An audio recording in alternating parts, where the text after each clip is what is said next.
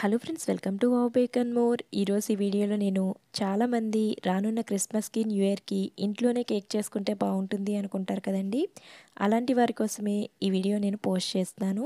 ఈ వీడియోలో నేను ఇంట్లోనే ఈజీగా కేక్ క్రీమ్ని ఎలా ప్రిపేర్ చేసుకోవాలి, ఇంకా చాక్లెట్ గార్నిష్ని ఏ విధంగా ప్రిపేర్ చేసుకోవాలి, ఓవెన్ లేకపోయినా ఈజీగా కేక్ని కడాయిలో ఎలా బేక్ చేసుకోవాలి, ఇంకా కేక్ని ఈజీగా ఎలా డెకరేట్ చేసుకోవాలనే విషయాలను చాలా వివరంగా ఈ వీడియోలో చూపించాను. వీడియో కొంచెం లెంతీ అయినా మంచి ఇన్ఫర్మేషన్ అయితే మీకు దొరుకుతుందండి. సో స్కిప్ చేయకుండా పూర్తిగా చూడండి. వీడియో నచ్చితే తప్పకుండా ఒక లైక్ చేయండి.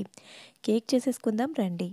ఈ విధంగా ఒక బౌల్లోకి రూమ్ టెంపరేచర్లో ఉన్న 2 ఎగ్స్ని తీసుకొని ఒకసారి బాగా ఫోమీగా అయ్యేంత వరకు మిక్స్ చేసేసుకోవాలండి.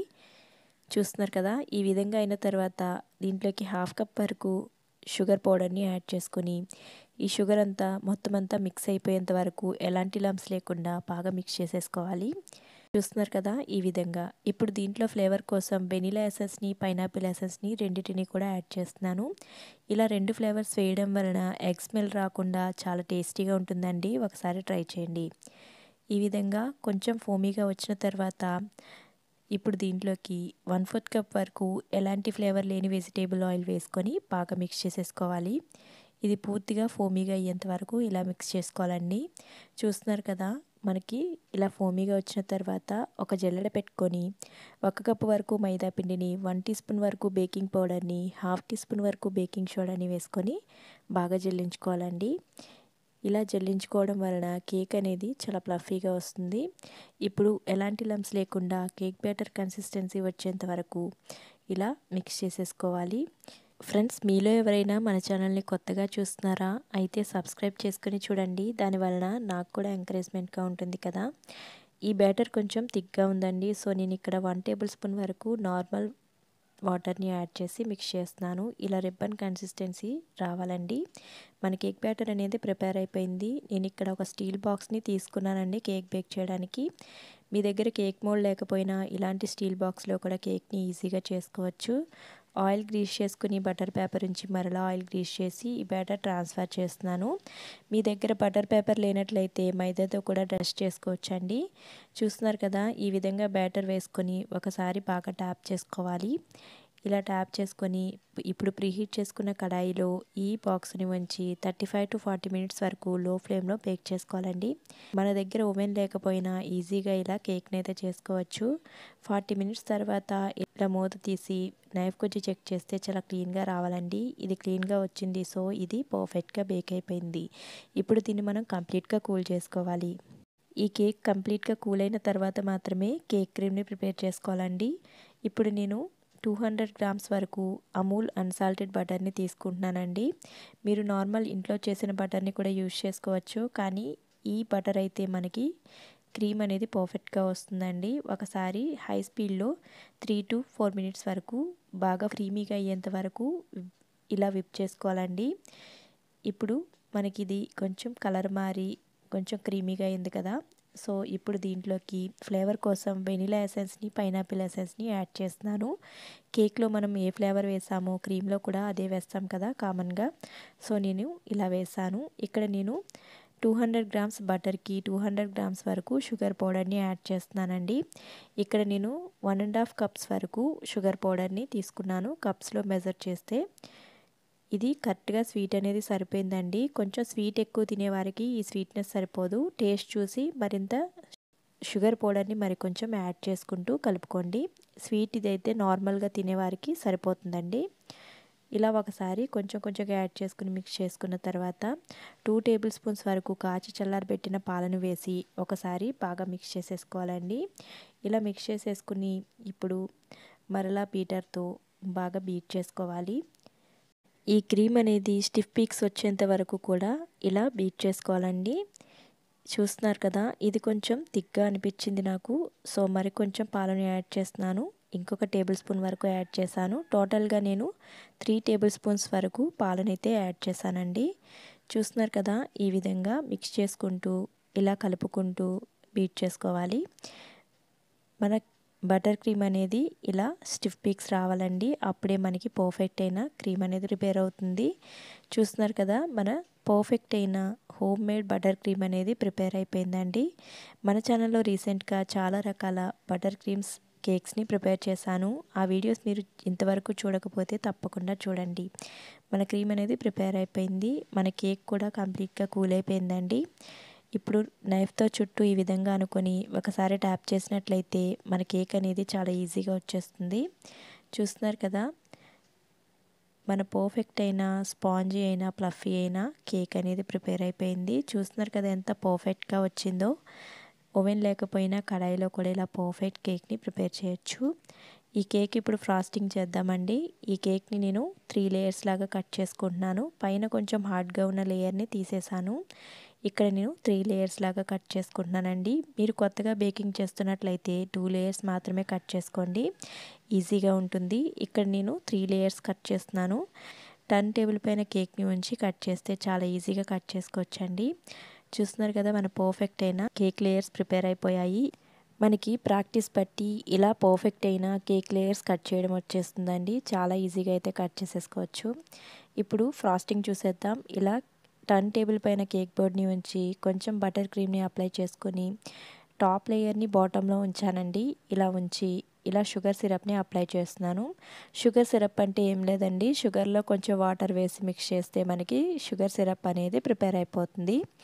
ఇలా బటర్ క్రీమ్ని లేయర్ లాగా వేస్తున్నానండి. కొంచెం పల్చగానే నేను ఇలా అప్లై చేస్తున్నాను. అంటే క్రీమ్ సరిపోతుందో లేదా అని కొంచెం పల్చగానే నేను అప్లై చేస్తున్నానండి. ఫస్ట్ లేయర్ పైన ఇలా కోట్ చేసేసాను.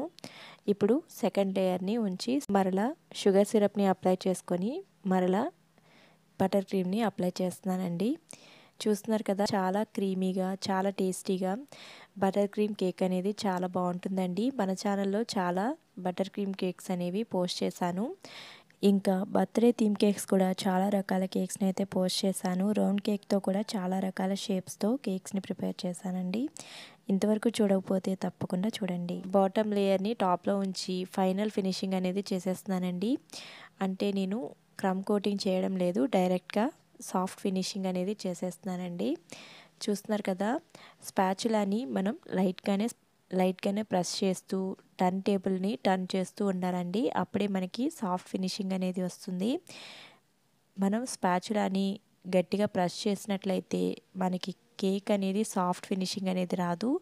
సో లైట్గానే మనం ప్రెస్ చేస్తూ టర్న్ చేసుకుంటూ ఉండాలండి. చూస్తున్నారు కదా, నేను క్లిప్లో చూపిస్తున్న విధంగా ఈ విధంగా ఫైనల్గా నేను పైన స్పాచులా తోటే ఇలా డిజైన్ చేస్తున్నానండి. మనకి లుక్ వైజ్ కూడా చాలా బాగుంటుంది, డిజైన్ ఈజీగా కూడా ఉంటుంది. ఇలా ప్రిపేర్ చేసేసుకొని మొత్తం నేను ఇదే ఫైనల్ కోటింగ్ అండి. ఇప్పుడు ఫ్రిడ్జ్లో ఒక 10 మినిట్స్ పాటు ఉంచుతాను. ఇప్పుడు కేక్ టాపింగ్స్ని ప్రిపేర్ చేసుకుందామండి.